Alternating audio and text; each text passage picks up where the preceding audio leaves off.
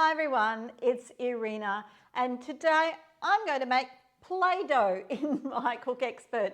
Yep, you can use your Cook Expert for lots of different things, and it's just my helping hand. Whenever I need anything, I come to it. So I used to make lots of Play-Doh when my children were small, and now of course being a grandmother and having lots of friends, all of that has been revived for us and we're making all these things again. So I've already made it in the Cook Expert just to show you.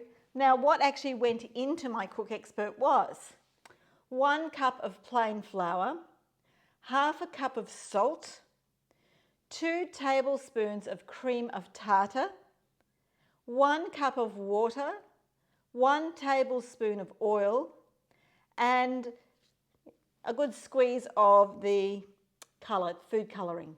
So that's what went in. So I set my Cook Expert here to 5 minutes on 3 so that it's a constant stir, and on 100. Okay, so that's what I set it to. And it actually went almost to the 5 minutes. It was on 5 minutes. And this is what's actually finished, the result. So it just turns itself, it starts to thicken and starts to cook, and there it is.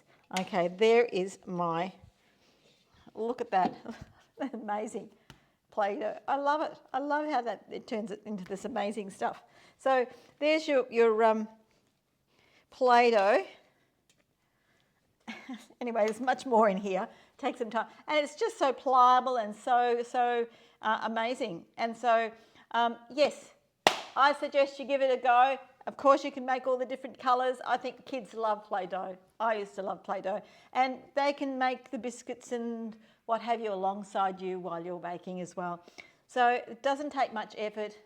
1 cup of flour and a few bits and pieces, and you've got your own Play-Doh. Keep it in the fridge.